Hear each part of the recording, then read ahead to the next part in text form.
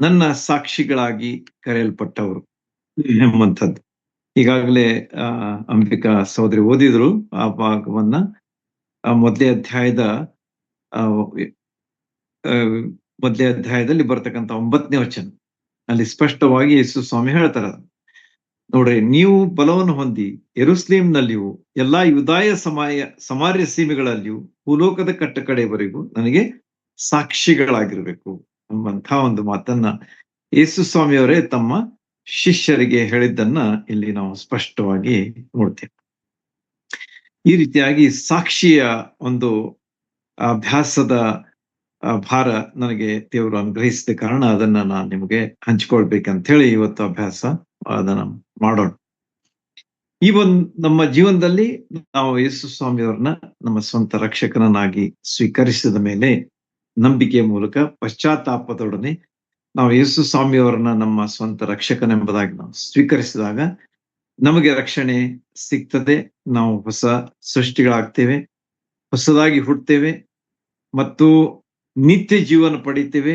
ಪಾಪದ ಕ್ಷಮೆಯನ್ನ ನಾವು ಹೊಂದ್ತೇವೆ ಮತ್ತು ನಿತ್ಯ ಜೀವದ ನಿರೀಕ್ಷೆ, ಸದಾಕಾಲ ನಾವು ಯೇಸು ಸ್ವಾಮಿಯವರೊಂದಿಗೆ ಇರತಕ್ಕಂತಹ ನಿರೀಕ್ಷೆಯಿಂದ ನಮ್ಮ ಜೀವನ ಮುಂದರಿಯುತ್ತದೆ.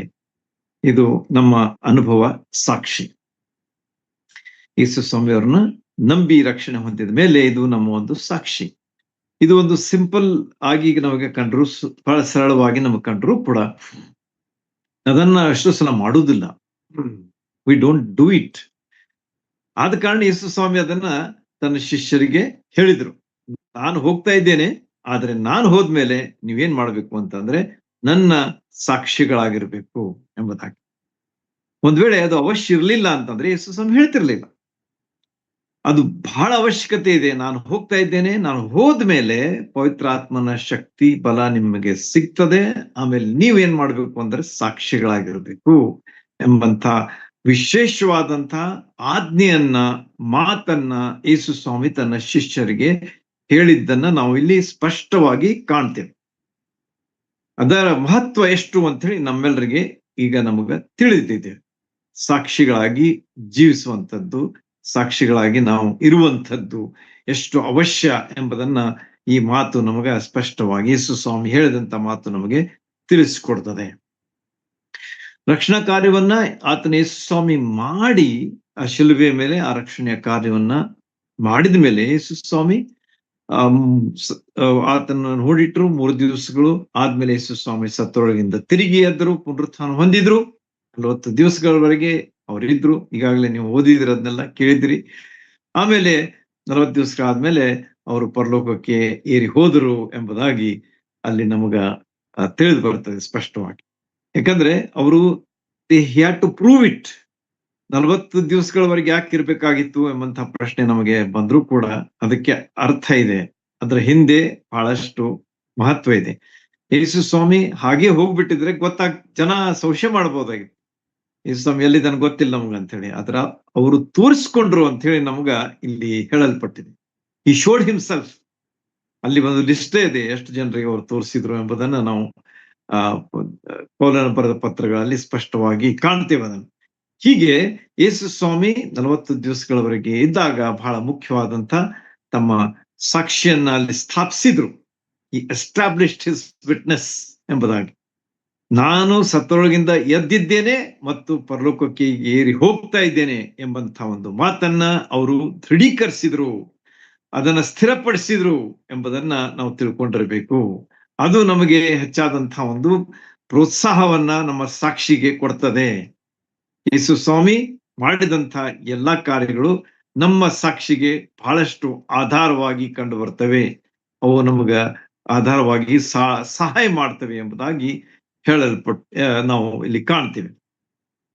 ಹೀಗೆ ಯೇಸು ಸ್ವಾಮಿ ಈ ಮಾತನ್ನ ಕೇವಲ ಅಪೊಸ್ತಲ ಕೃತ್ಯದಲ್ಲಿ ಅಷ್ಟೇ ಹೇಳ್ದ ಅಂತ ಹೇಳಲ್ಲ, 4 ಸುವಾರ್ತೆಗಳಲ್ಲಿಯೂ ಸಹ ಯೇಸು ಸ್ವಾಮಿ ಹೇಳ್ತಾರೆ. ಕೊನೆಯ ಅಧ್ಯಾಯಗಳಲ್ಲಿ ನೀವು ನೋಡ್ರಿ, ಮತ್ತಾಯನ ಸುವಾರ್ತೆ 28ನೇ ಅಧ್ಯಾಯ 18ರಿಂದ 20 ವಚನಗಳಲ್ಲಿ ನೀವು ನೋಡುವಾಗ ಅಲ್ಲಿಯೂ ಸಹ ಯೇಸು ಸ್ವಾಮಿ ಹೇಳ್ತಾರೆ, ಎಲ್ಲಾ ಕಡೆಗೆ ಹೋಗ್ರಿ, ಸುವಾರ್ತೆಯನ್ನು ಸಾರಿರಿ, ಶಿಷ್ಯರನ್ನಾಗಿ ಮಾಡ್ರಿ, ದೀಕ್ಷಾಸ್ನಾನ ತಂದೆ ಮಗ ಪರಿಶುದ್ಧಾತ್ಮನ ಹೆಸರಿನಲ್ಲಿ ಕೊಡ್ರಿ, ನಾನೇನ್ ಕಲಿಸಿದ್ದೇನೆ ಅದನ್ನ ಅವ್ರಿಗೆ ಕಲಿಸ್ರಿ ಎಂಬುದಾಗಿ ಮತ್ತಾಯನ ಸುವಾರ್ತೆಯಲ್ಲಿ ಹೇಳ್ತಾರೆ. ಮಾರ್ಕನ ಸುವಾರ್ತೆಯಲ್ಲಿಯೂ ಸಹ ಹೇಳ್ತಾರೆ 16ನೇ ಅಧ್ಯಾಯದಲ್ಲಿ, ನೀವೆಲ್ಲ ಕಡೆಗೆ ಹೋಗ್ರಿ, ಸುವಾರ್ತೆನ ಸಾರಿರಿ ಎಂಬುದಾಗಿ ಹೇಳ್ತಾರೆ. ಲೂಕನ ಸುವಾರ್ತೆಯಲ್ಲಿಯೂ ಸಹ ಈ ಮಾತನ್ನ ಯೇಸು ಸ್ವಾಮಿ ಹೇಳುವುದನ್ನ ನಾವು ನೋಡ್ತೇವೆ. ಹೋಗ್ರಿ, ನೀವು ಸಾರಿರಿ, ಸುವಾರ್ತೆಯನ್ನ ಜನರಿಗೆ ತಿಳಿಸ್ರಿ ಅಂತ ಹೇಳಿ. ಯೋಹಾನ ಸುವಾರ್ತೆಯಲ್ಲಿಯೂ ಸಹ ಈ ಮಾತು ಹೇಳಲ್ಪಟ್ಟಿದೆ. ಜಸ್ಟ್ ನಾನು ನೋಡ್ತಾ ಇದ್ದೆ ಅದನ್ನ, ಅದು ಜಸ್ಟ್ ನೋಡ್ರಿ ಒಂದೇ ಮಾತಿನಲ್ಲಿ ಹೇಳ್ಬಿಟ್ಟಾರ. ಎಷ್ಟು ವಿಶೇಷವಾಗಿದೆ ನೋಡ್ರಿ. 21ನೇ ವಚನ, ಚಾಪ್ಟರ್ 20 ವರ್ಸ್ 21, ಅಲ್ಲಿ ಹೇಳ್ತಾರೆ ನೋಡ್ರಿ, ನಾನು ನಿಮ್ಮನ್ನ ಕಳಿಸಿ ಕೊಡ್ತೇನೆ. That's all. ಅಷ್ಟೇ ಸಾಕಾಗಿತ್ತು. ಯೇಸು ಸ್ವಾಮಿ 21 ಅಧ್ಯಾಯಗಳಲ್ಲಿ ಇರ್ತಕ್ಕಂಥ ಒಂದು ವಾಕ್ಯ ಅದು ಎಷ್ಟು ಅರ್ಥಪೂರ್ಣವಾಗಿದೆ ಅಂತ ಹೇಳಿ ಇಲ್ಲಿ ನಮಗ ಕಂಡು ಬರ್ತದೆ. ನಾನು ನಿಮ್ಮನ್ನ ಕಳಿಸಿಕೊಡ್ತೇನೆ ಎಂಬುದಾಗಿ ಅಂದನು ಅಂತ ಹೇಳಿ ಇಲ್ಲಿ ಸ್ಪಷ್ಟವಾಗಿ ಒಂದು ಯೋಹಾನನ ಅದನ್ನ ನಮೂದಿಸಿದ್ದಾನೆ. ನೋಡ್ರಿ ಎಷ್ಟು ವಿಶೇಷವಾದ ರೀತಿಯಲ್ಲಿ ಯೇಸು ಸ್ವಾಮಿ ಯೋಹಾನ ಸ್ವಾರ್ತೆಯಲ್ಲಿ ಕೇವಲ ಒಂದು ಶಬ್ದ, ಒಂದು ವಾಕ್ಯದ ಮೂಲಕವಾಗಿ ಅವರಿಗೆ ಕಳಿಸಿಕೊಡುವಂಥದ್ದು, ಸಾಕ್ಷಿಯಾಗಿರುವಂಥದ್ದು, ಅದರ ಬಗ್ಗೆ ಅಲ್ಲಿ ಆತನು ತಿಳಿಸಿಕೊಟ್ಟದ್ದನ್ನ ನಾವು ಸ್ಪಷ್ಟವಾಗಿ ಇಲ್ಲಿ ಕಂಡುಕೊಳ್ತೇವೆ. ಹೀಗೆ ಈ 5 4 ಸುವಾರ್ತೆ ಪ್ಲಸ್ ಒಂದು ಹಿಸ್ಟಾರಿಕಲ್ ಬುಕ್ ಅಂತ ಹೇಳ್ತಾರೆ, ಅಂದ್ರೆ ಐತಿಹಾಸಿಕವಾದಂತಹ ಪುಸ್ತಕವಾದಂತಹ ಅಪೊಸ್ತಲರ ಕೃತ್ಯದಲ್ಲಿ ನಾವು ಇದನ್ನ ಸ್ಪಷ್ಟವಾಗಿ ಈಗಾಗಲೇ ಓದಿದಂತಹ ಭಾಗದಲ್ಲಿ ಕಂಡುಕೊಂಡಿದ್ದೀವಿ.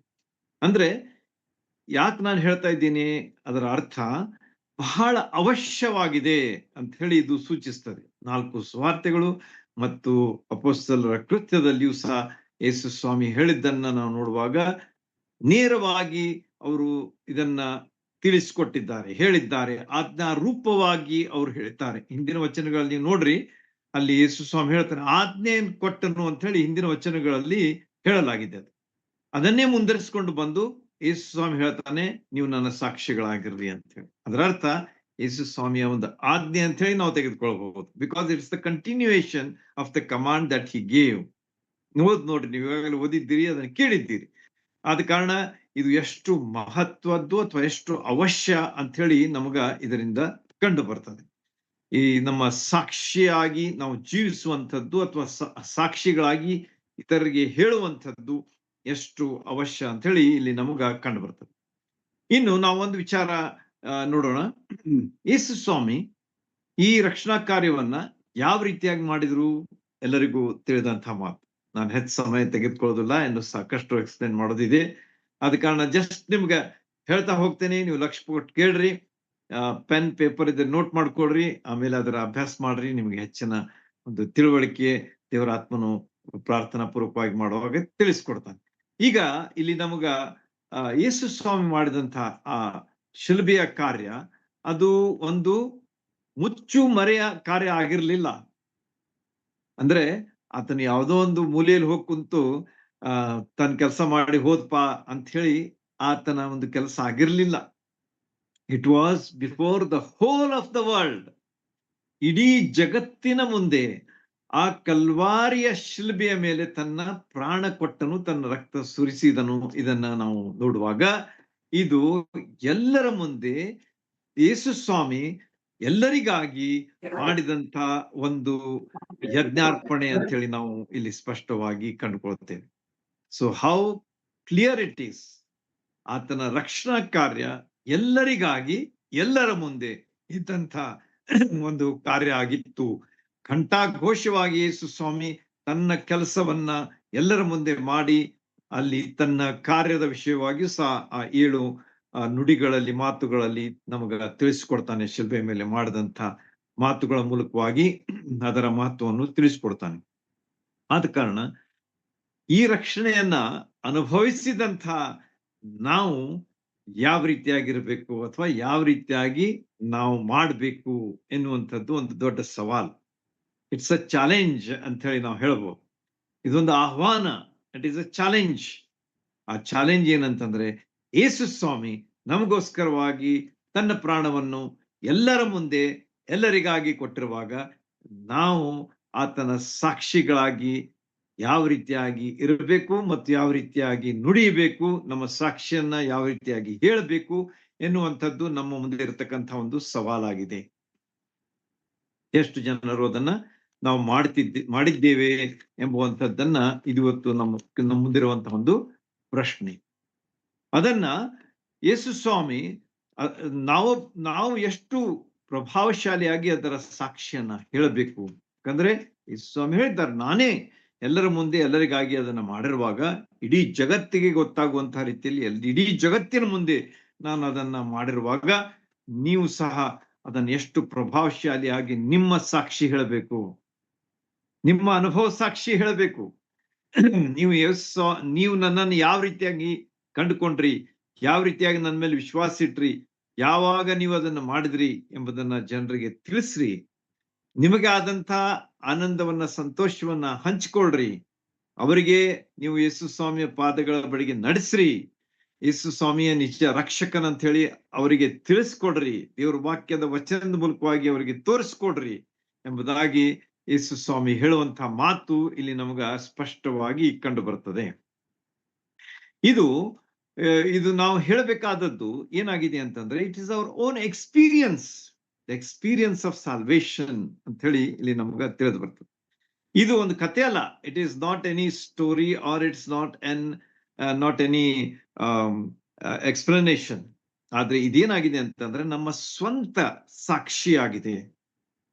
ನಾನು ಅನುಭವಿಸಿದ್ದನ್ನ ನಾನು ಹೇಳಬೇಕು, ನೀವು ಅನುಭವಿಸಿದ್ದನ್ನ ನೀವು ಹೇಳಬೇಕು. ನಿಮ್ ಸಲುವಾಗಿ ನನಗೆ ಹೇಳಲಿಕ್ಕೆ ಬರೋದಿಲ್ಲ, ನನ್ನ ಸಲುವಾಗಿ ನಿಮಗೆ ಹೇಳಲಿಕ್ಕೆ ಆಗೋದಿಲ್ಲ.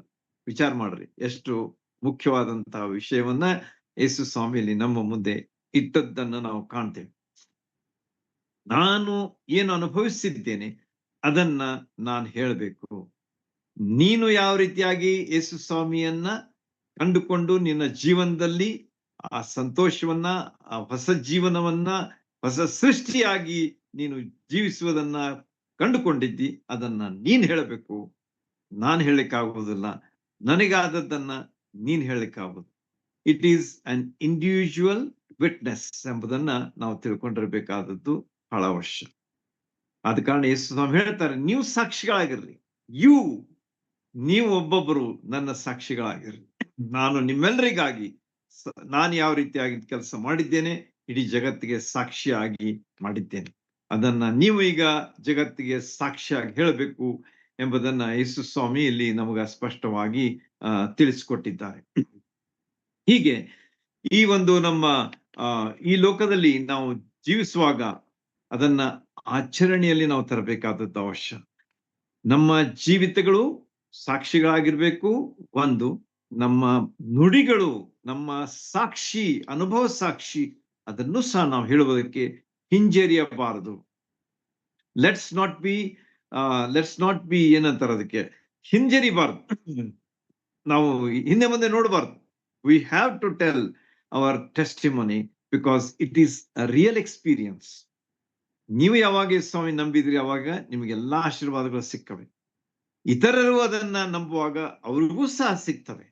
ಆದ ಕಾರಣ ಅವರಿಗೋಸ್ಕರವಾಗಿ ಯೇಸು ಸ್ವಾಮಿಯವರ ಸ್ವಾರ್ಥಿಯನ್ನ ಸಾಕ್ಷಿಯಾಗಿ ಹೇಳಬೇಕಾದದ್ದು ಬಹಳ ಅವಶ್ಯ ಅಂತೇಳಿ ಇಲ್ಲಿ ನಮಗ ಕಂಡು ಬರ್ತದೆ.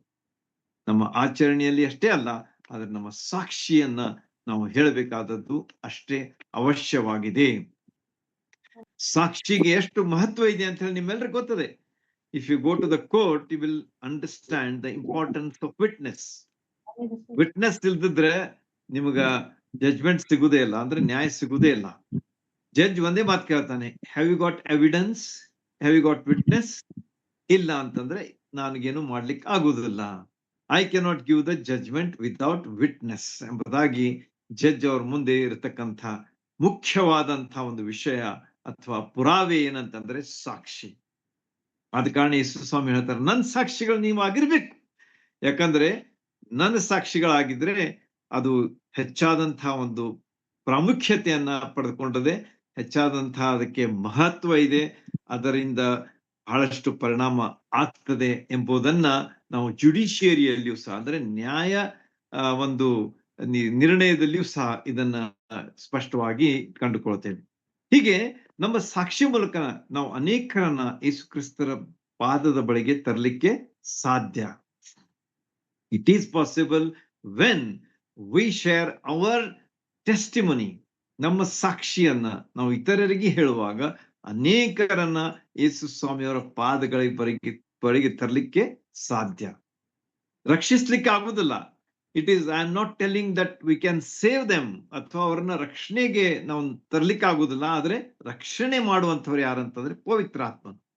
ಪವಿತ್ರಾತ್ಮನ ಅವರ ಹೃದಯದಲ್ಲಿ ಕಾರ್ಯ ಮಾಡ್ತಾನೆ, ಅವಾಗ ಅವರಿಗೆ ರಕ್ಷಣೆ ಆಗ್ತದೆ. ಆದ್ರೆ ಸ್ವಾರ್ಥಿಯನ್ನ ಸಾರುವಂತದ್ದು ನಮ್ಮ ಕೆಲಸ. ಆ ಸ್ವಾರ್ಥಿಯನ್ನ ನಮ್ಮ ಸಾಕ್ಷಿಯಾಗಿ ನಾವು ಸಾರಬೇಕಾದದ್ದು ನಮ್ಮ ಕೆಲಸ. That is our part. ಯಾಕೆ ನಾನು ಇದನ್ನ ಹೇಳ್ತಾ ಇದ್ದೀನಿ ಅಂತಂದ್ರೆ, ನಾಳೆ ಆ ವ್ಯಕ್ತಿಗೆ ನಮ್ಮ ವಿರುದ್ಧವಾಗಿ ಸಾಕ್ಷಿ ಕೊಡ್ಲಿಕ್ಕೆ ಆಗುದಿಲ್ಲ. ಯೇಸು ಸ್ವಾಮಿ ಮುಂದೆ ಅವನು ನಿಲ್ಲುವಾಗ, ಹೌದು ನನಗೆ ಯಾರು ಸ್ವಾರ್ಥಿ ಹೇಳಲಿಲ್ಲ, ಆದ ಕಾರಣ ನಾನು ಯೇಸು ಸ್ವಾಮಿ ನಂಬಲಿಲ್ಲ ಎನ್ನುವಂತ ಒಂದು ದೂರನ್ನ ಅಥವಾ ಒಂದು ಅಕ್ಯೂಸೇಷನ್ ಅವನಿಗೆ ಮಾಡ್ಲಿಕ್ಕೆ ಸಾಧ್ಯ ಆಗುವುದಿಲ್ಲ. ಅದು ನಮ್ಮ ಪಾಲಿನ ಕರ್ತವ್ಯ. We have to tell our experience, we have to share our joy, we have to share our testimony, we have to be thy witnesses. ಆಗ ಆ ವ್ಯಕ್ತಿಗೆ ನಮ್ಮ ವಿರುದ್ಧವಾಗಿ ಹೇಳಲಿಕ್ಕೆ ಏನೂ ಆಗುವುದಿಲ್ಲ, ಸಾಧ್ಯವೇ ಇಲ್ಲ ಎಂಬುದನ್ನ ಇದರ ಮೂಲಕವಾಗಿ ನಾವು ತಿಳ್ಕೊಳ್ತೇವೆ. Why it is necessary? Because he can always accuse us. ನನಗೆ ಯಾರು ಹೇಳಲಿಲ್ಲ ಎನ್ನುವಂತ ಮಾತನ್ನ ಅವನು ಹೇಳಲಿಕ್ಕೆ ಅವನಿಗೆ ಆಸ್ಪದ ಇದೆ. ಆದ್ರೆ ನಾವು ಹೇಳಿಬಿಟ್ಬಿಟ್ರೆ ನಮ್ ಕೆಲಸ ಆಯ್ತು. ಪವಿತ್ರಾತ್ಮನ ಕೆಲಸ ಯಾರನ್ನು ರಕ್ಷಿಸಬೇಕು, ಯಾರನ್ನು ರಕ್ಷಿಸಬಾರದು, ದಟ್ ಈಸ್ ಹಿಸ್ ವರ್ಕ್. ದೇವರ ಆ ಕೆಲಸವನ್ನ ಅವನಿಗೆ ಕೊಟ್ಬಿಟ್ಟಿದ್ದಾನೆ, ಪವಿತ್ರಾತ್ಮನಿಗೆ. ಅವನು ಮಾಡ್ತಿರ್ತಾನೆ. ಅದ್ರ ಬಗ್ಗೆ ನಾವು ಹೆಚ್ಚು ತಲೆ ಅದಕ್ಕೆ ಇದು ಮಾಡೋದು ಅವಶ್ಯ ಇಲ್ಲ. ಹೆಚ್ಚು ತಲೆ ಇದು ಮಾಡೋದು ವಿಚಾರ ಮಾಡೋದು ಅವಶ್ಯ ಇಲ್ಲ ಎಂಬುದನ್ನ ಈ ಆತ್ಮೀಯ ವಿಷಯದ ಬಗ್ಗೆ ನಾನು ನಿಮಗೆ ಹೇಳ್ತಾ ಇದ್ದೇನೆ. ಹೀಗೆ ನಾವು ಅವರಿಗೆ ಸ್ವಾರ್ಥಿಯನ್ನ ಹೇಳದೆ ಹೋದ್ರೆ ಯೇಸು ಸ್ವಾಮಿಯ ಪರಿಚಯ ಆಗ್ಬೋದು ಹೇಗೆ? If we don't tell about our testimony, our experience, ಅವರಿಗೆ ಯೇಸು ಸ್ವಾಮಿಯ ಪರಿಚಯ ಆಗ್ಬೋದು ಹೇಗೆ? How can he know the lord Jesus Christ as the saviour? ನಾವಲ್ಲೇ ಹೇಳ್ಬೇಕಲ್ಲ ಅದನ್ನ. ಯಾಕೆ? ನಾವು ಅದನ್ನ ಅನುಭವಿಸಿದ್ದೇವೆ, ಆತನ ಪ್ರೀತಿಯನ್ನು ಅನುಭವಿಸಿದ್ದೇವೆ, ಆತನ ರಕ್ಷಣೆಯನ್ನ ಅನುಭವಿಸಿದ್ದೇವೆ, ಕೊಟ್ಟಂತ ರಕ್ಷಣೆಯನ್ನು ಅನುಭವಿಸಿದ್ದೇವೆ, ಪಾಪ ಕ್ಷಮಾಪಣೆಯನ್ನ ಹೊಂದಿದ್ದೇವೆ, ನಿತ್ಯ ಜೀವದ ನಿರೀಕ್ಷೆಯನ್ನ ನಾವು ಹೊಂದಿದ್ದೇವೆ. ಆದ ಕಾರಣ ನಾವೇ ಹೇಳ್ಬೇಕದನ್ನ. We have to tell it. ಅದು ದೊಡ್ಡ ಒಂದು ಪ್ರಶ್ನೆ ನಮ್ಮ ಮುಂದೆ ಇರುವಂತದ್ದು. ಯೇಸು ಸ್ವಾಮಿಯ ಪರಿಚಯ ನಾವು ಮಾಡಿಕೊಡದೆ ಹೋದ್ರೆ ಅವನಿಗೆ ಪರಿಚಯ ಆಗೋದು ಹೇಗೆ? ನಮ್ಮ ಸಾಕ್ಷಿ ಎಷ್ಟು ಅವಶ್ಯ ಎಂಬುದನ್ನ ಇಲ್ಲಿ ನಮಗ ಸ್ಪಷ್ಟವಾಗಿ ತಿಳಿಸಿಕೊಡ್ತದೆ. ಅನೇಕರು ಕ್ರೈಸ್ತರು ಏನಾಗಿದ್ದಾರಂತಂದ್ರೆ, ರಕ್ಷಣೆಯ ಅನುಭವ ಸಾಕ್ಷಿಯನ್ನ ಹೇಳದೆ ಸೋತ್ ಹೋಗಿದ್ದಾರೆ. They are living for themselves. ತಮಗೋಸ್ಕರವಾಗಿ ತಾವು ಜೀವಿಸ್ತಾ ಇದ್ದಾರೆ. That's all. ಆದ್ರೆ ಆ ತಮ್ಮ ಅನುಭವ ಸಾಕ್ಷಿಯನ್ನ ಯೇಸು ಸ್ವಾಮಿಯ ಮೂಲಕವಾಗಿ ಹೊಂದಿಕೊಂಡಂತ ಆ ರಕ್ಷಣೆಯ ಅನುಭವವನ್ನ ಇತರಿಗೆ ಹಂಚಿಕೊಡದೆ ಹೋಗಿದ್ದ ಕಾರಣ ಅವ್ರು ಏನಾಗಿದ್ದಾರೆ ಅಂತಂದ್ರೆ ಸೋತು ಹೋಗಿದ್ದಾರೆ. May be they are afraid. ನಾವು ಹೇಳಿದ್ರೆ ಏನಾಗ್ತದೆ ಅಥವಾ ನಾಚಿಕೆ ಆಗ್ತದೆ ಎಂಬಂತ ಅನೇಕ ವಿಷಯಗಳು ಅವ್ರ ಮುಂದೆ ಇರಬಹುದು. ಆದ ಕಾರಣ ಇಲ್ಲಿ ಯೇಸು ಸ್ವಾಮಿಯ ದೇವರ ವಾಕ್ಯದಲ್ಲಿ ನಾವು ಸ್ಪಷ್ಟವಾಗಿ ಕಾಣ್ತೇವೆ ಏನಂತಂದ್ರೆ, ನಾವು ಪರಿಚಯ ಮಾಡ್ಕೊಳ್ಬೇಕು. We have to give the witness to others so that they can come to know the Lord Jesus Christ. We have to introduce ಯೇಸು ಸ್ವಾಮಿಯ ಪರಿಚಯವನ್ನ ನಾವು ಅವರಿಗೆ ತಿಳಿಸ್ಕೊಡ್ಬೇಕಾದದ್ದು ಬಹಳ ಅವಶ್ಯ ಅಂತೇಳಿ ಇಲ್ಲಿ ನಮಗ ಸ್ಪಷ್ಟವಾಗಿ ಕಂಡು ಬರ್ತದೆ. ಕೇವಲ ನಾವು ರಕ್ಷಣೆ ಹೊಂದಿದ್ದೇವೆ ಸಾಕು ಅಂತ ಹೇಳಿ ಇದ್ಬಿಟ್ರೆ ನಮ್ಮ ಜೀವನ ಏನಾಗಿದೆ ಅಂತಂದ್ರೆ ಸೋಲಿನ ಜೀವನ ಆಗಿದೆ. It is a defeated life. ಅದರಲ್ಲಿ ಜಯ ಇಲ್ಲ. There is no victory. ನಾವು ಜೀವಿಸ್ತಾ ಇದ್ದೇವೆ ಅಷ್ಟೇ ಸಾಕು ಅಂತ ಹೇಳಿ ಅನ್ನುವಂತಹ ಒಂದು ಸ್ಥಿತಿಯಲ್ಲಿ ನಮ್ಮ ಜೀವನ ಆಗಿದೆ. ಅದು ಬಹಳ ದುಃಖಕರವಾದಂತಹ ಒಂದು ಸಂಗತಿ. Because we are defeated. ನಾವು ಯಾವಾಗ ಸೋತ್ ಹೋಗ್ತೇವೆ ಆವಾಗ ನಮ್ಮಲ್ಲಿ ಸಂತೋಷ ಇರುವುದಿಲ್ಲ. ಯಾವಾಗ ನಾವು ಜಯ ಹೊಂತೇವೆ ಆವಾಗ ಸಂತೋಷ ತುಂಬಿ ತುಳುಕ್ತದೆ, ಉಕ್ಕೇರ್ತದೆ. When we are victorious, when we win, the joy overflows from our lives. When we are defeated, our faces, ನಮ್ಮ ತಲೆಗಳು ಕೆಳಗಾಗ್ತವೆ. our heads bow down to others ಅಂತ ಎನ್ನುವಂತಹ ಒಂದು ಸ್ಥಿತಿಯನ್ನ ಈ ಒಂದು ವಿಷಯದಲ್ಲಿ ನಾವು ಕಂಡುಕೊಳ್ತೇವೆ. ಈ ರೀತಿಯಾಗಿ ನಿಜವಾದಂತಹ ಸತ್ಯ ಸಂಗತಿ ಏನಂತಂದ್ರೆ, ಸೋತು ಹೋಗುವಂತಹ ಒಂದು ಜೀವನ ದುಃಖದಾಯಕವಾದಂತಹ ಜೀವನ. It is a sad life, sorrowful life ಎಂಬುದಾಗಿ ನೀವು ವಿಚಾರ ಮಾಡಿ ನೋಡ್ರಿ. If you have not done, you experience, you just examine yourself. ನಾನು ಇನ್ನುವರೆಗೆ ಮಾಡದೇ ಇದ್ರೆ ನೀವು ನಿಮ್ಮನ್ನು ಅವಲೋಕಿಸ್ಕೊಳ್ರಿ. ನಾನೇನ್ ಹೇಳ್ತಾ ಇದ್ದೇನೆ ಅದನ್ನು ಸುಮ್ಮನೆ ಹೇಳ್ತಾ ಇದ್ದೇನೋ, ಅಥವಾ ಅದು ನಮ್ಮ ಜೀವಿತದಲ್ಲಿ ನಾವು ಅನುಭವಿಸುವಂತಹ ಒಂದು ವಿಷಯ ಆಗಿದೆ ಎಂಬುದನ್ನು ನೀವು ಪರೀಕ್ಷೆ ಮಾಡ್ರಿ. You are the best judges for yourself. I am the best judge for myself. ಆದ ಕಾರಣ ನಮ್ಮ ಜೀವನ ಹೇಗಿದೆ? ಸೋತು ಹೋದಂತಹ ಸ್ಥಿತಿಯಲ್ಲಿದ್ದೇವೋ, ಅಥವಾ ರಕ್ಷಣೆಯ ಆನಂದವನ್ನ ಇತರರಿಗೆ ಪ್ರಚರಿಸುವಂತಹ ವ್ಯಕ್ತಿಗಳಾಗಿ ನಾವು ಸಂತೋಷದಿಂದ ತುಂಬಿ ತುಳುಕುವಂತಹ ವ್ಯಕ್ತಿಗಳಾಗಿದ್ದೇವೋ ಎಂಬುದನ್ನ ನಾವು ಪರೀಕ್ಷೆ ಮಾಡಿ ತಿಳ್ಕೊಳ್ಳೋಣ. ರಕ್ಷಣೆ ಹೊಂದಿದ ವಿಶ್ವಾಸಿ ಅಥವಾ ನಿಜ ಕ್ರೈಸ್ತನು ಅವನಿಗೆ ಅದು ಏನಾಗ್ತದೆ ಅಂತಂದ್ರೆ, ಅದರಲ್ಲಿ ಆತನು ತೃಪ್ತಿ ಪಡ್ತೇನೆ ಎಂಬುವಂಥದ್ದು ಸಾಲದು, ಆದರೆ ಅದನ್ನ ಅನುಭವ ಸಾಕ್ಷಿಯಾಗಿ ಇತರರಿಗೆ ಹೇಳಬೇಕಾದದ್ದು ಬಹಳ ಅವಶ್ಯ. It is not enough to enjoy our selves, but we have to share it to others. ಇತರರಿಗೆ ಅದನ್ನ ಹಂಚಿಕೊಳ್ಳಬೇಕಾದದ್ದು ಬಹಳ ಅವಶ್ಯ ಅಂತೇಳಿ ನಮಗ ದೇವರ ವಾಕ್ಯ ಸ್ಪಷ್ಟವಾಗಿ ಹೇಳ್ತದೆ. ಒಂದು ವೇಳೆ ನಾವು ಹಾಗೆ ಮಾಡದೆ ಹೋಗಿದ್ರೆ, there is a scope for doubt. ಸಂಶಯಕ್ಕೆ ಒಂದು ಆಸ್ಪದ ಇದೆ. ಏನಂತ ಹೇಳಿ, ನಿಜವಾಗಿಯೂ ಈತನ ಸ್ವಾಮಿ ನಂಬಿದ್ದಾನೋ ಇಲ್ವೋ? ಒಂದು ವೇಳೆ ನಂಬಿದ್ರೆ ಹೇಗೆ ಸುಮ್ಮನೆ ಕೊಡ್ತಾನೆ? Definitely he will be able to tell about his experience. ಈಗ ನಮ್ಮ ಜೀವನದಲ್ಲಿ ಜಸ್ಟ್ ಒಂದು ಉದಾಹರಣೆ ತೆಗೆದುಕೊಡ್ರಿ. ಈಗ ಇತ್ತೀಚೆಗೆ ರಿಸಲ್ಟ್ಸ್ ಗಳು ಬಹಳಷ್ಟು, SSLC ಆಯ್ತು, PUC 1, 2 ಎಲ್ಲ ಕಾಂಪಿಟೇಟಿವ್ ಎಕ್ಸಾಮ್ಸ್, CET, ಅನೇಕ ಎಕ್ಸಾಮ್ಸ್ ಗಳು ನಡೀತಾ ಇವೆ, ಟೆಸ್ಟ್ ಗಳು ನಡೀತಾ ಇವೆ. ಆಗ ನಾವ್ ಏನ್ ಮಾಡ್ತೇವೆ? You just think about it. ಯಾವಾಗ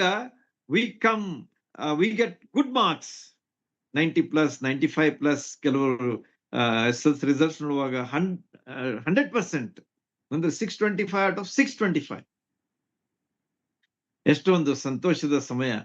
ಅದನ್ನ ಅವ್ರು ಏನ್ ಮಾಡ್ತಾರೆ? ಖಂಡಿತವಾಗಿ ಹೇಳ್ತಾರೆ ಹೋಗಿ, yes, I got 625 out of 625 ಎಂಬುದಾಗಿ.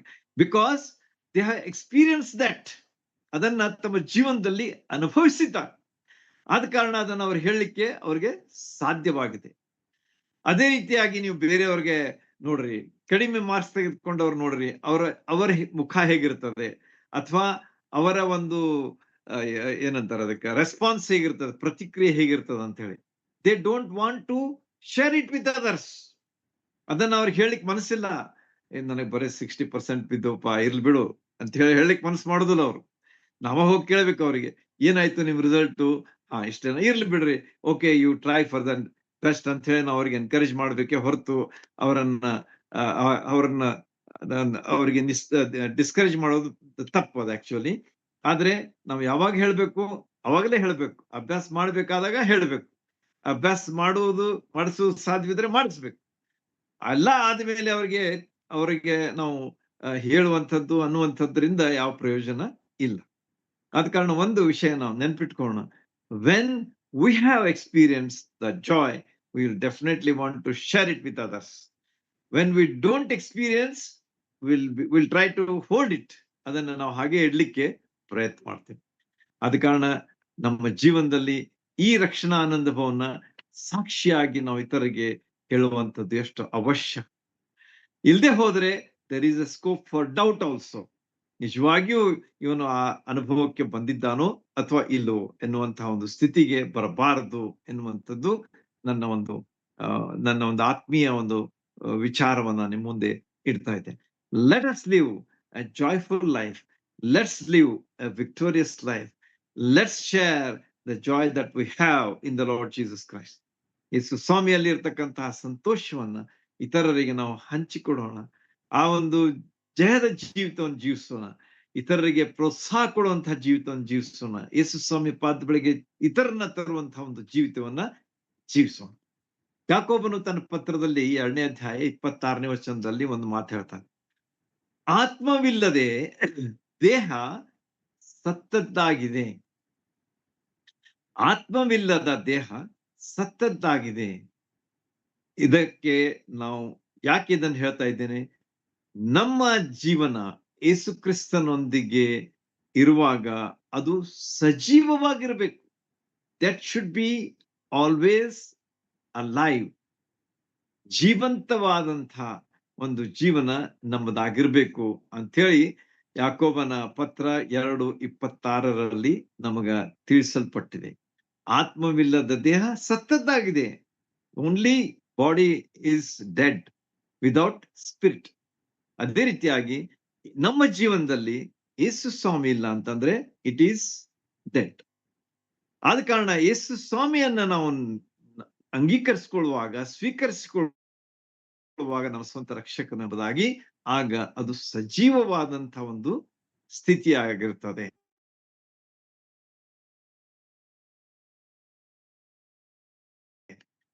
ಮತ್ತು ನಮ್ಮ ಜೀವನ ಇರ್ತದೆ, ಸಾಕ್ಷಿಗಳಾಗಿ ಮುನ್ನುಗ್ಗಲಿಕ್ಕೆ ನಮಗ ಸಹಾಯ ಮಾಡ್ತದೆ ಎನ್ನುವಂತಹ ವಿಚಾರ ಇಲ್ಲಿ ನಮಗ ಯಾಕೋಬನು ಸಹ ಹೇಳ್ತಾನೆ. ತಿಮೋತಿಗೆ ಬರೆದ ಪತ್ರ 2ನೇ ತಿಮೋತಿ 4:5 ಸಹ ಪೌಲನು ಒಂದು ಮಾತು ಹೇಳ್ತಾನೆ ನೋಡ್ರಿ. ಎಲ್ಲರಿಗಾಗಿ ಆತನ ಮಾತು ಹೇಳ್ತಾ ಇದ್ದಾನೆ. ಅದೇನಂತಂದ್ರೆ, ಸುವಾರ್ತಿಕನ ಕೆಲಸವನ್ನ ಮಾಡು. ನೋಟ್ ಮಾಡ್ಕೊಳ್ರಿ, ಬಹಳ ಇಂಪಾರ್ಟೆಂಟ್ ವಚನ. 2ನೇ ತಿಮೋತಿ 4ನೇ ಅಧ್ಯಾಯ 5ನೇ ವಚನ. ಸುವಾರ್ತಿಕನ ಕೆಲಸವನ್ನ ಮಾಡು ಎಂಬುದಾಗಿ ಪೌಲನು ತನ್ನ ಆತ್ಮೀಯ ಮಗನಾದಂಥ ಸ್ಪಿರಿಚುವಲ್ ಸನ್ ತಿಮೋತಿಯನಿಗೆ ಪ್ರೋತ್ಸಾಹ ಕೊಡ್ತಾ ಇದ್ದಾನೆ, ಉತ್ತೇಜನ ಕೊಡ್ತಾ ಇದ್ದಾನೆ ಎಂಬುದನ್ನ ಇಲ್ಲಿ ನಾವು ಕಾಣ್ತೇವೆ. ಅಲ್ಲಿ ಏನ್ ಹೇಳ್ತಾ ನೋಡ್ರಿ, ಸುವಾರ್ತಿಕನ ಕೆಲಸವನ್ನು ಮಾಡು. Who is an ಎವಾಂಜಲಿಸ್ಟ್? ಸುವಾರ್ತಿಕನು ಯಾರು? ಸುವಾರ್ತೆಯನ್ನ ಸಾರುವವರು ಸುವಾರ್ತಿಕರಾಗಿದ್ದಾರೆ. ಆ ಸುವಾರ್ತೆ ಏನಾಗಿದೆ? ನಮ್ಮ ರಕ್ಷಣೆಯ ಸುವಾರ್ತೆ ಆಗಿದೆ. ನಮ್ಮ ಜೀವನದಲ್ಲಿ ನಾವೇನು ಅನುಭವಿಸಿದ್ದೇವೆ ಅದನ್ನ ನಾವು ಹೇಳುವಂಥದ್ದು ಸುವಾರ್ತೆ ಆಗಿದೆ. ಸುವಾರ್ತೆ, ಒಳ್ಳೆಯ ವಾರ್ತೆಗೆ ಶುಭವಾರ್ತೆ ಅಂತ ಹೇಳ್ತಾರೆ. ಅದನ್ನೇ ನೀನು ಮಾಡಬೇಕು ಅಂತ ಹೇಳಿ ಪೌಲನು ತನ್ನ ಆತ್ಮೀಯ ಪ್ರಿಯ ಶಿಷ್ಯನಾದಂಥ ಮಗ ಅಂತ ಹೇಳಿ ಅವನಿಗೆ ಕರೀತಾನೆ. ಸ್ಪಿರಿಚುವಲ್ ಸನ್ ಎಂಬುದಾಗಿ ಕರೀತಾನೆ. ಅವನಿಗೆ ಹೇಳ್ತಾನೆ, ಸುವಾರ್ತಿಕನ ಕೆಲಸವನ್ನ ಮಾಡು. ಆದ ಕಾರಣ ನಮ್ಮ ಜೀವನದಲ್ಲಿ ಸ್ವಾರ್ಥ ಕೆಲಸ ಇಸ್ ನಾಟ್ ಎನ್ ಆಪ್ಷನ್. ನೆನಪಿಟ್ಕೊಡ್ರಿ, it is not an option. ಐಚ್ಛಿಕವಾದಂತಹದ್ದಲ್ಲ. ಈಗ ನೀವು ಯಾವುದೇ ಕೋರ್ಸ್ ಮಾಡಿದ್ರೆ ಯು ವಿಲ್ ಗೆಟ್ ಆಪ್ಷನ್ಸ್. ನೀವು ಈ ಒಂದು ಸಬ್ಜೆಕ್ಟ್ ತಗೊಳ್ಬಹುದು ಅಥವಾ ಆ ಸಬ್ಜೆಕ್ಟ್ ತೆಗೆದುಕೊಳ್ಳಬಹುದು ಎಂಬಂತ ಆಪ್ಷನ್ ಕೊಡ್ತಾರೆ ನಿಮ್ಗೆ, ಐಚ್ಛಿಕವಾದದ್ದನ್ನು. ಆದರೆ ಈ ಸ್ವಾರ್ಥಿಯ ಕೆಲಸ ಏನಾಗಿದೆ ಅಂತಂದ್ರೆ, ದರ್ ಇಸ್ ನೋ ಆಪ್ಷನ್. ಇದನ್ನ ನಾವು ಮಾಡ್ಬೋದು ಅಥವಾ ಬಿಡ್ಬೋದು ಅನ್ನುವುದಕ್ಕೆ ಇಲ್ಲ. We have to do it. ಸುವಾರ್ತಿಕನ ಕೆಲಸವನ್ನು ಮಾಡು ಅಂತ ಹೇಳಿ ಆತನು ಅಫರ್ಮೇಟಿವ್ ಆರ್ಡರ್ ಕೊಡ್ತಾ ಇದ್ದಾನೆ. ಇಲ್ಲಿ ಮಾಡ್ಬೇಕು ನೀನು ಅಂತ ಹೇಳ್ತಾರೆ. ನೋಡ್ಪಾ, ನಿನಗಾದ್ರೆ ಮಾಡು ಅಥವಾ ಆಗ್ಲಿಲ್ಲ ಅಂದ್ರೆ ಬಿಟ್ಬಿಡು ಅನ್ನುವಂಥ ಮಾತಲ್ಲ ಇದು. It is a clear cut command of Paul to his son, spiritual son Timothy. ಅವನು ಹೇಳ್ತಾನೆ, ಸ್ವಾರ್ಥಿಕನ ಕೆಲಸವನ್ನ ಮಾಡು, ಶುಭವಾರ್ತೆಯನ್ನ ಸಾರು, ಸ್ವಾರ್ಥಿಯನ್ನ ಜನರಿಗೆ ತಿಳಿಸು, ನಿನ್ನ ಅನುಭವ ಸಾಕ್ಷಿಯನ್ನು ಜನರಿಗೆ ಹೇಳು, ದೇವರ ವಾಕ್ಯದಲ್ಲಿ ವಚನಗಳನ್ನ ತಿಳಿಸು, ಯೇಸು ಸ್ವಾಮಿ ಲೋಕಕ್ಕೆ ಯಾಕೆ ಬಂದರ ಎಂಬುದನ್ನು ತೋರಿಸು ಎಂಬಂತ ವಿಷಯವನ್ನ ಇಲ್ಲಿ ಪೌಲನು ತಿಮೋತಿಗೆ ಹೇಳುವುದನ್ನ ನಾವು ನೋಡುವಾಗ ಅದು ನಮಗೆ ಅನ್ವಯಿಸುವಂತದ್ದಾಗಿದೆ. It is applicable to all. ನಾ ಹೇಳೋದಲ್ಲ ನಿಮಗೆ, ಐಚ್ಛಿಕವಾದದ್ದಲ್ಲ, ಆಪ್ಷನಲ್ ಅಲ್ಲ, ಆದ್ರೆ it is compulsory. You have to take it, you have to do it and you have to go head with it ಎಂಬುದನ್ನ ಇಲ್ಲಿ ನಮಗ ತಿಳಿಸ್ತಾನೆ. ದೇವರ ವಾಕ್ಯದಲ್ಲಿ ನಮಗೆ ಸ್ಪಷ್ಟವಾಗಿ ಪೌಲನು ತಿಳಿಸ್ಕೊಡ್ತಾನೆ. ಈಗ ಈ ಒಂದು ಕೆಲಸದ ಬಗ್ಗೆ ನೋಡುವಾಗ, we may do it on a large scale or a small scale. ಯಾವುದೇ ಕೆಲಸ ನಾವು ನೋಡುವಾಗ ದೇರ್ ಆರ್ ಡಿಫರೆಂಟ್ ಸ್ಕೇಲ್ಸ್. ಬಹಳ ದೊಡ್ಡ ರೀತಿಯಿಂದ ಅವ್ರು ಕೆಲಸ ಮಾಡ್ತಾ ಇದ್ದಾರೆ ಎಂಬುದಾಗಿ ಎಷ್ಟೋ ಸಲ ಜನ ಹೇಳ್ತಾರಲ್ಲ, ಬಹಳ ಒಳ್ಳೆ ದೊಡ್ಡ ಪ್ರಮಾಣದಲ್ಲಿ ಕೆಲಸ ಆಗ್ತಾ ಇದೆ ನೋಡ್ರಿ ಅಂತ ಹೇಳ್ತಾರೆ. ಆಮೇಲೆ ಕೆಲವರು ಹೇಳ್ತಾರೆ, ಇಲ್ರಿ ಏನದು ಬಹಳ ಸ್ಲೋ ನಡೆದದ ಕೆಲಸ, ಏನದು ಯಾವಾಗ ಮುಗಿಸ್ತಾರೆ ಯಾರಿಗೂ ಗೊತ್ತು ಅನ್ನುವಂತ ರೀತಿಯಲ್ಲಿ ಕೆಲವರು ಹೇಳ್ತಾರೆ. ಅಂದ್ರೆ there are two different works ಬಗ್ಗೆ ನಾನು ಹೇಳ್ತಾ ಇದ್ದೆ. ಆದ ಕಾರಣ ನಮ್ಮ ಜೀವನದಲ್ಲಿ ನಾವು ಸಾಧ್ಯವಾದಷ್ಟು ಪ್ರಯತ್ನ ಮಾಡಿ ಹೆಚ್ಚಾಗಿ ಮಾಡ್ಲಿಕ್ಕೆ ಪ್ರಯತ್ನ ಮಾಡಬೇಕು. ದೊಡ್ಡದಾಗಿನೇ ಮಾಡಬೇಕು ಅಂತ ಹೇಳಿ ನಾವು ಪ್ರಯತ್ನ ಮಾಡಬೇಕು, ಆದ್ರೆ ಎಷ್ಟು ಸಲ ಆಗ್ಲಿಕ್ಕಿಲ್ಲ. ಆದ್ರೆ ನಾವು ಮಾಡಬೇಕಾದದ್ದು ಬಹಳ ಅವಶ್ಯ.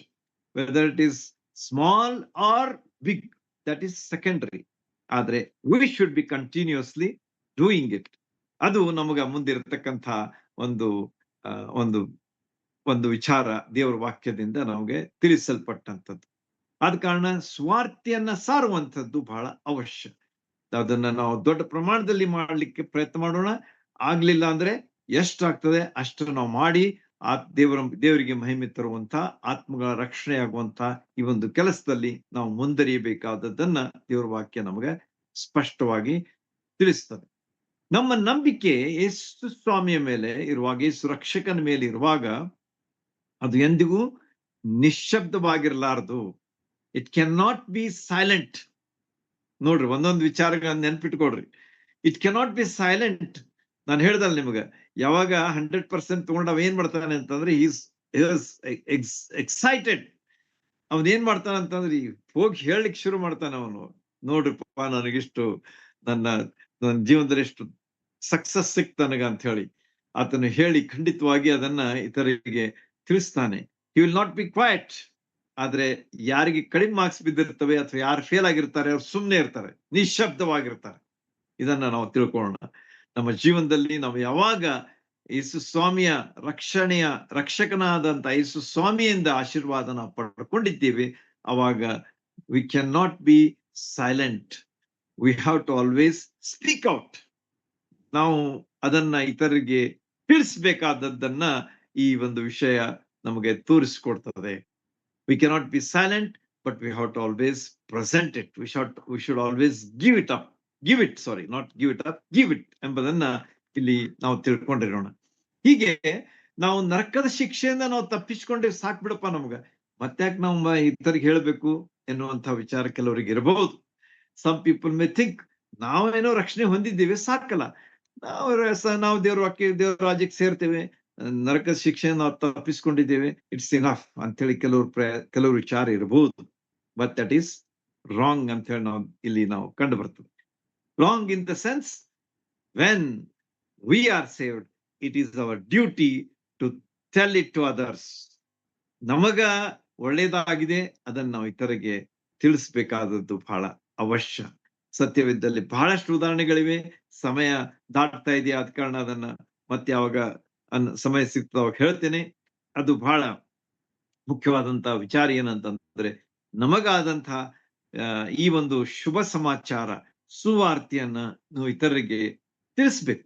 Let's not keep it to our cells, but we have to always share it. ನಮಗೇನೋ ನರಕದ ಶಿಕ್ಷೆಯಿಂದ ಬಿಡುಗಡೆ ಆಯ್ತು, ನಿಜ, ದೇವರ ನಾಮಕ್ಕೆ ಸ್ತೋತ್ರ. ಆದ್ರೆ ಇತರರು ಸಹ ಆ ನರಕದ ಶಿಕ್ಷೆಯಿಂದ ತಪ್ಪಿಸಿಕೊಳ್ಳುವಂತಹ ರೀತಿಯಲ್ಲಿ ಅವ್ರನ್ನ ಯೇಸು ಸ್ವಾಮಿಯ ಪಾದದ ಬಳಿಗೆ ನಾವು ನಡೆಸಬೇಕಾದದ್ದು ಬಹಳ ಅವಶ್ಯ ಅಂತ ಹೇಳಿ ದೇವರ ವಾಕ್ಯ ನಮಗ ತಿಳಿಸ್ಕೊಡ್ತದೆ. ರೋಮಾಪುರದವ್ರಿಗೆ ಬರೆದ ಪತ್ರದಲ್ಲಿಯೂ ಸಹ 8ನೇ ಅಧ್ಯಾಯ 30ನೇ ವಚನದಲ್ಲಿ ಒಂದು ಮಾತಿದೆ, ಓದೋಣ. ರೋಮಾಪುರದವ್ರಿಗೆ ಬರೆದ ಪತ್ರ 8ನೇ ಅಧ್ಯಾಯ 30ನೇ ವಚನದಲ್ಲಿ ಒಂದು ಮಾತನ್ನ ಪೌಲನು ಹೇಳ್ತಾನೆ. 8:30 ಏನ್ ಹೇಳ್ತಾನೆ ನೋಡ್ರಿ. ಮತ್ತು ಯಾರನ್ನು ಮೊದಲು ನೇಮಿಸಿದನೋ ಅವರನ್ನು ಕರೆದನು, ಮತ್ತು ಯಾರನ್ನು ಕರೆದನೋ ಅವರನ್ನು ನೀತಿವಂತರೆಂದು ನಿರ್ಣಯಿಸಿದನು. ಯಾರನ್ನು ನೀತಿವಂತರೆಂದು ನಿರ್ಣಯಿಸಿದನೋ ಅವರನ್ನು ಮಹಿಮೆ ಪದವಿಗೆ ಸೇರಿಸಿದನು ಎಂಬುದಾಗಿ ಇಲ್ಲಿ ನಮಗ ಸ್ಪಷ್ಟವಾಗಿ ಪೌಲನು ತಿಳಿಸ್ಕೊಡ್ತಾನೆ. ಆದ ಕಾರಣ ನಾವು ಏನಾಗಿದ್ದೀವಿ ಅಂತಂದ್ರೆ, ನಾವು ಆತನ ಕೃಪೆಯಿಂದ ರಕ್ಷಿಸಲ್ಪಟ್ಟವರಾಗಿದ್ದೇವೆ, ಪಾಪಗಳಿಂದ ಬಿಡುಗಡೆ ಹೊಂದಿದವರು, ಪಾಪಗಳ ಶಿಕ್ಷೆಯಿಂದ ಬಿಡುಗಡೆ ಹೊಂದಿದವರಾಗಿದ್ದೇವೆ, ಪಾಪದ ಬಂಧನದಿಂದ ಬಿಡಿಸಲ್ಪಟ್ಟವರಾಗಿದ್ದೇವೆ, ಪಾಪದ ಶಕ್ತಿಯಿಂದ ನಾವು ಬಿಡಿಸಲ್ಪಟ್ಟವರಾಗಿದ್ದೇವೆ. ಮತ್ತೆ ಒಂದು ಸಮಯ ಬರ್ತದೆ, ಅವಾಗ ಪಾಪದ ಸನ್ನಿಧಾನದಿಂದಲೂ ನಾವು ಬಿಡಿಸಲ್ಪಡ್ತೇವೆ. Will be freed from the presence of sin when we will be with the lord Jesus Christ. ಕರ್ತನಾದ ಯೇಸು ಕ್ರಿಸ್ತನೊಂದಿಗೆ ನಾವು ಇರುವಾಗ ಆ ಪಾಪದ ಸನ್ನಿಧಾನವು ಕೂಡ ಹೋಗಿ ನಾವು ಪರಿಶುದ್ಧತೆಯಲ್ಲಿ ಯಾವಾಗಲೂ ಮುಂದರಿಲಿಕ್ಕೆ ನಮಗ ಇರ್ತಕ್ಕಂಥ ಒಂದು ಅದ್ಭುತವಾದಂತಹ ಒಂದು ಸ್ಥಿತಿ ಮುಂದಿರುವಂಥದ್ದು. ಅದರ ನಿರೀಕ್ಷೆಯಲ್ಲಿ ನಾವು ಈ ಲೋಕದಲ್ಲಿರುವಾಗ ಪರಿಶುದ್ಧರಾಗಿ ಜೀವಿಸುವುದಕ್ಕಾಗಿ ಯಾವಾಗಲೂ ಪ್ರಯತ್ನ ಮಾಡಬೇಕಾದದ್ದು ಅವಶ್ಯ. ಹೀಗೆ ನಮ್ಮ ಪಾಪಗಳು ಕ್ಷಮಿಸಲ್ಪಟ್ಟಿವೆ, ನಾವು ನೀತಿವಂತರಾಗಿದ್ದೇವೆ. ಈಗಾಗಲೇ ನಾವು ವಚನ ಓದಿದೆ, ರೋಮನ್ಸ್ 8:30 ನೋಟ್ ಮಾಡ್ರಿ, ಆಮೇಲೆ ಓದ್ರಿ. ನೀತಿವಂತರಾಗಿದ್ದೇವೆ, ನಾವು ಸ್ವೀಕರಿಸಲ್ಪಟ್ಟಿದ್ದೇವೆ. We are accepted. ಯಾವಾಗ ನಮ್ಮ ಪಾಪಗಳು ಕ್ಷಮಿಸಲ್ಪಟ್ಟಿವೆ, ನಾವು ಯಾವಾಗ ನೀತಿವಂತರಾಗಿದ್ದೇವೆ, ಆಗ ನಾವು ಸ್ವೀಕರಿಸಲ್ಪಟ್ಟಿದ್ದೇವೆ. We are accepted in the lord Jesus Christ. ನಾವು ಆತನಲ್ಲಿ ಸ್ವೀಕರಿಸಲ್ಪಟ್ಟಿದ್ದೇವೆ. ಆದರೆ ನಾವು ಕರೆಯಲ್ಪಟ್ಟಿದ್ದೇವೆ ಎಂಬುದನ್ನ ನಾವು ತಿಳ್ಕೊಳ್ಬೇಕು. We are also called to do the work of the evangelist. ಸುವಾರ್ತಿಕನ ಕೆಲಸವನ್ನ ಮಾಡಬೇಕು ಎನ್ನುವಂಥದ್ದನ್ನು ಸಹ ಇಲ್ಲಿ ನಾವು ಕಂಡುಕೊಳ್ತೇವೆ. ಆದ ಕಾರಣ ನಾವು ನಮ್ಮ ಪಾಪಗಳಿಂದ ಬಿಡುಗಡೆ ಹೊಂದಿದ್ದೇವೆ, ಪಾಪದ ಶಿಕ್ಷೆಯಿಂದ. ಆಮೇಲೆ ನೀತಿವಂತರಾಗಿದ್ದೇವೆ, ಪ್ರೈಸ್ ದ ಲಾರ್ಡ್. ಅದೇ ರೀತಿಯಾಗಿ ಸ್ವೀಕರಿಸಲ್ಪಟ್ಟವರಾಗಿದ್ದೇವೆ, ಈ ದೇವರ ಮಕ್ಕಳೆಂಬುದಾಗಿ ಯೋಹಾನ 1:12. ಅದೇ ರೀತಿಯಾಗಿ ನಾವು ಆತನಿಂದ ಕರೆಯಲ್ಪಟ್ಟಿದ್ದೇವೆ, ಆ ದೊಡ್ಡ ಮತ್ತು ಪವಿತ್ರವಾದಂತಹ ಕೆಲಸ ಮಾಡುವುದಕ್ಕಾಗಿ ವಿ ಆರ್ ಕಾಲ್ಡ್. ಆದ ಕಾರಣ ನಮ್ಮ ಒಂದು ಕರೆ ಏನಾಗಿದೆ ಅಂತಂದ್ರೆ, ಸುವಾರ್ತಿಕನ ಕೆಲಸ ಮಾಡುವುದಕ್ಕಾಗಿ ನಾವು ಕರೆಯಲ್ಪಟ್ಟಿದ್ದೇವೆ. ಅಷ್ಟೇ ಅಲ್ಲದೆ 2 ಕೊರಿಂಥ 4:13 ಒಂದು ಮಾತನ್ನ ಪೌಲನು ಹೇಳ್ತಾನೆ. ಅದೇನು ಹೇಳ್ತಾನಂತಂದ್ರೆ, ನಂಬಿದೆನು ಮತ್ತು ಮಾತಾಡಿದೆನು. ಹೋದ್ರೆ ಆಮೇಲೆ ಸಮಯ ಇಲ್ಲ ಅಂತ ಹೇಳಿ ಜಸ್ಟ್ ನಿಮ್ಗೆ ಕೋಟ್ ಮಾಡ್ತಾ ಇದ್ದೇನೆ. 2 ಕೊರಿಂಥ 4:13. ಇನ್ ಶಾರ್ಟ್, ನಂಬಿದೆನು ಮತ್ತು ಮಾತಾಡಿದೆನು. ನೋಡ್ರಿ, ಸಾಕ್ಷಿಗೆ ಎಷ್ಟು ಪೂರಕವಾದಂತಹ ಈ ಮಾತನ್ನ ಪೌಲನು ಹೇಳ್ತಾ ಇದ್ದಾನೆ. ಅವನೇನ್ ಹೇಳ್ದ? ನಂಬಿದೆ, ಆಮೇಲೆ ನಾನು ಮಾತಾಡಿದೆ. ನಂಬಿ ಸುಮ್ಮನೆ ಕುಳಿತುಕೊಳ್ಳಲಿಲ್ಲ, ಬಟ್ ಐ ಸ್ಪೋಕ್ ಔಟ್. ನಾನು ಮಾತಾಡಿದೆ. ಅಂದ್ರೆ ಸ್ವಾರ್ಥೆಯನ್ನ ಸಾರಬೇಕಾದದ್ದನ್ನ ಎಷ್ಟು ವಚನಗಳು ಒತ್ತಿ ಒತ್ತಿ ಒತ್ತಿ ಹೇಳ್ತಾ ಇದೆ ನಾವು. They are so much emphasising us, they are so much pressurising us to speak out. ಸುಮ್ಮನೆ ಕುಳಿತುಕೊಳ್ಬೇಡ, ಸ್ವಾರ್ಥೆಯನ್ನು ಸಾರು, ನಿನ್ನ ಅನುಭವ ಸಾಕ್ಷಿಯನ್ನು ಹೇಳು. ಜನರು ಯೇಸು ಸ್ವಾಮಿಯನ್ನು ಕಂಡುಕೊಳ್ಳಿ, ಅವರು ನರಕದ ಶಿಕ್ಷೆಯಿಂದ ತಪ್ಪಿಸಿಕೊಳ್ಳಿ, ನೀತಿವಂತರಾಗಲಿ, ಸ್ವೀಕರಿಸಲ್ಪಟ್ಟವರಾಗಲಿ, ಒಳ್ಳೆಯವರಾಗಲಿ ಎಂಬಂತಹ ವಿಚಾರವನ್ನ ಇಲ್ಲಿ ಪೌಲನು 2 ಕೊರಿಂಥ 4:13 ನಮಗೆ ತಿಳಿಸ್ತಾ ಇದ್ದಾನೆ. ಆದ ಕಾರಣ ನಮ್ಮ ನಂಬಿಕೆ ಮಾತಾಡ್ತಾ ಇದೆಯಾ? That is the question before us. ನಾವು ನಂಬಿದ್ದೇವೆ, ಪ್ರೈಸ್ ದ ಲಾರ್ಡ್. ಆದ್ರೆ ಆ ನಂಬಿಕೆ ಮಾತಾಡ್ತಾ ಇದೆಯಾ? Is it sharing the good news to others or keeping it with us only? ಹೌದು, ನಾವು ನಂಬಿದ್ದೇವೆ, ಆಯ್ತು, ನಮಗ್ ಸಿಕ್ತು, ಒಳ್ಳೆಯದು. ಆದರೆ ಅದನ್ನ ನಾವು ಮಾತಿನ ಮೂಲಕವಾಗಿ ನಾವು ಇತರಿಗೆ ತಿಳಿಸ್ತಾ ಇದ್ದೆವು ಎಂಬುವಂತಹ ಒಂದು ವಿಚಾರವನ್ನ ಇಲ್ಲಿ ಕೊರಿಂಥದವರಿಗೆ ಬರೆದ ಪತ್ರದ ಮೂಲಕವಾಗಿ ನಾವು ಕಂಡುಕೊಳ್ತೇವೆ. ಆದ ಕಾರಣ ನಮ್ಮ ರಕ್ಷಣಾನಂದ, ನಮ್ಮ ಅನುಭವ ಸಾಕ್ಷಿ, ಇವು ಬಹಳ ಮುಖ್ಯವಾದಂತ ವಿಚಾರಗಳನ್ನ ಸಾಕ್ಷಿಯಾಗಿ ಇರುವಂತದ್ರ ಬಗ್ಗೆ ತಿಳಿಸ್ಕೊಡ್ತವೆ. ಸಾಕ್ಷಿಯಾಗಿರ್ರಿ ಅಂತ ಹೇಳಿ ಯೇಸುಸ್ವಾಮಿ ಅಪೊಸ್ತಲರ ಕೃತ್ಯ 1:9 ಹೇಳಿದ್ರ ಪ್ರಕಾರ ನಾವು ನಮ್ಮ ಅನುಭವ ಸಾಕ್ಷಿ, ರಕ್ಷಣೆಯ ಆನಂದದ ಒಂದು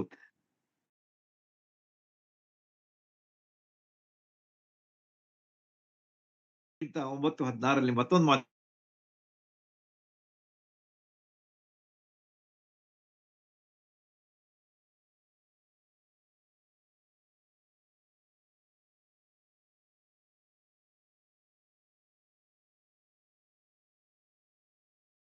chapter 16th verse 9th chapter ಅಲ್ಲಿ ಏನ್ ಹೇಳ್ತಾನೆ ನೋಡ್ರಿ, ಸಾರಲೇಬೇಕೆಂಬ ನಿರ್ಬಂಧ ಉಂಟು. ಪೌಲ ಹೇಳ್ತಾ ಇದ್ದಾನೆ, ಇದನ್ನ ಸಾರಲೇಬೇಕೆಂಬ ನಿರ್ಬಂಧ ಉಂಟು. ನಿರ್ಬಂಧ ಇದೆ ಅಂತ ಹೇಳ್ತಾನೆ. ಏನಂತ ಹೇಳ್ತಾನೆ? ಸಾರದಿದ್ರೆ ನನ್ನ ಗತಿಯನ್ನು ಏನ್ ಹೇಳಿ? Woe to me if I don't preach the gospel of Jesus Christ. ನನ್ನ ಗತಿ ಏನು? ನಾನು ಸ್ವಾರ್ಥೆಯನ್ನು ಸಾರದಿದ್ರೆ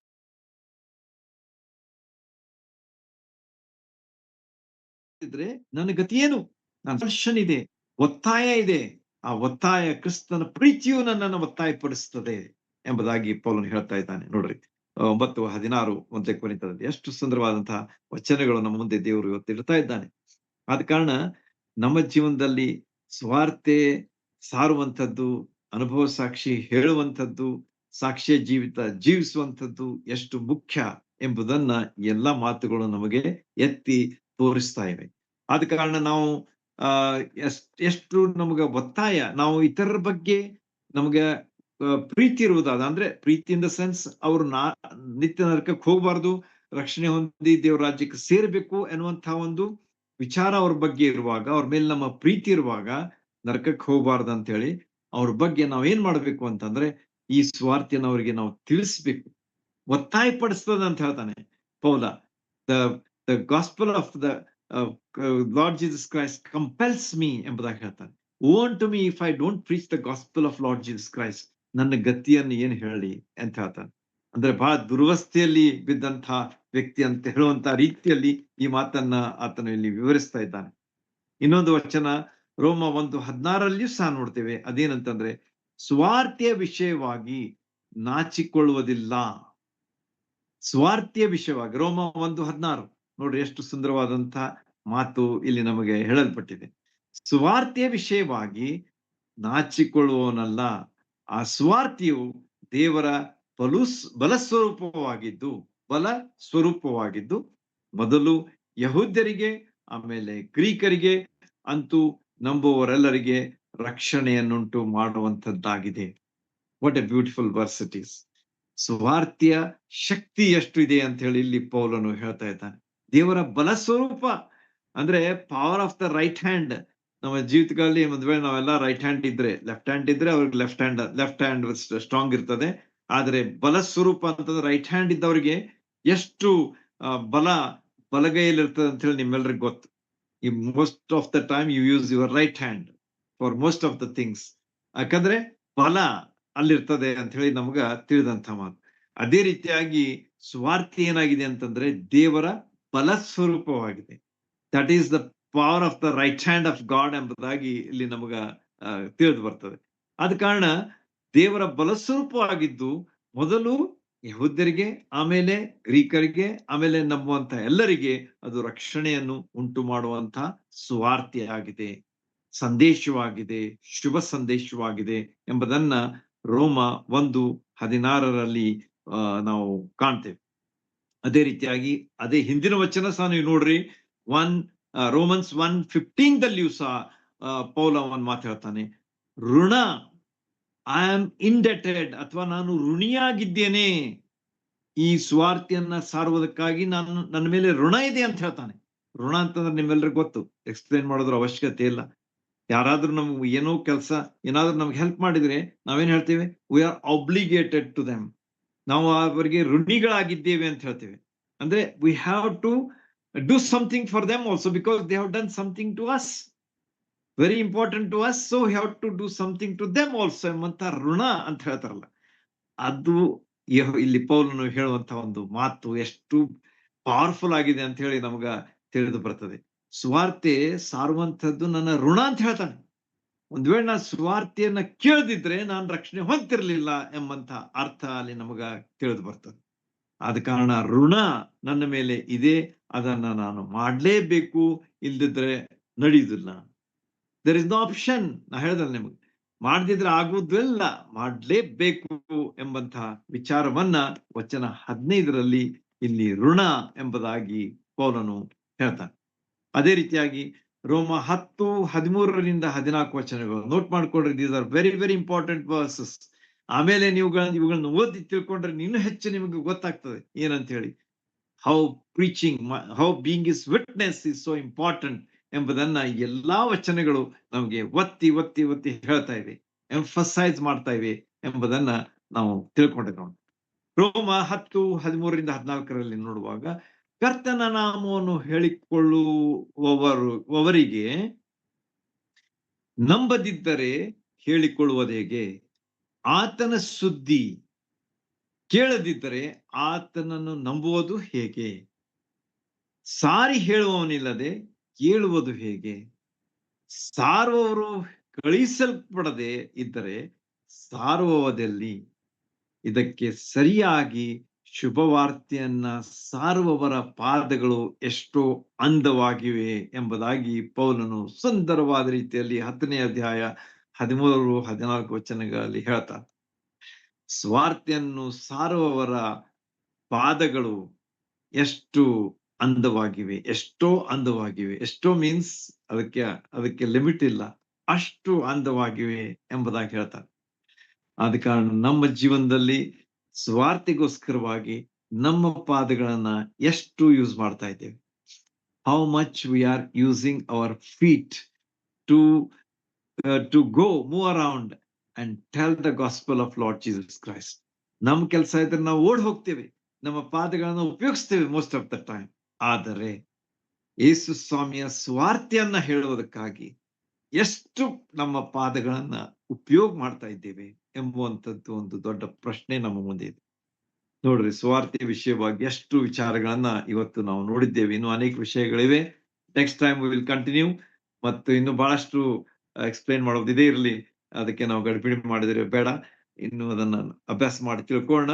ಇವತ್ತು ನಾವು ತಿಳ್ಕೊಂಡಂತಹ ವಿಚಾರ ಏನಂತಂದ್ರೆ, ನಾವು ಸಾಕ್ಷಿಯಾಗಿ ಕರೆಯಲ್ಪಟ್ಟಿದ್ದೇವೆ. We are called to be the witnesses. ಮತ್ತು ಎಲ್ಲಾ ವಿಷಯಗಳನ್ನ ನಾವು ಸಾಕ್ಷಿಯ ಬಗ್ಗೆ ತಿಳ್ಕೊಂಡಿದ್ದೇವೆ. ಮತ್ತು ಕೊನೆಯದಾಗಿ ನಾವು ನೋಡಿದಂತ ಮಾತು ಎಷ್ಟು ಸುಂದರವಾಗಿದೆ. ಆತನ ಸ್ವಾರ್ಥೆಯನ್ನ ಸಾರುವವರ ಪಾದಗಳು ಎಷ್ಟು ಅಂದವಾಗಿವೆ, ಎಷ್ಟೋ ಅಂದವಾಗಿವೆ. ಆದ ಕಾರಣ ನಮ್ಮ ಪಾದಗಳು ಅಷ್ಟೇ ಅಂದವಾಗಿರಲಿ.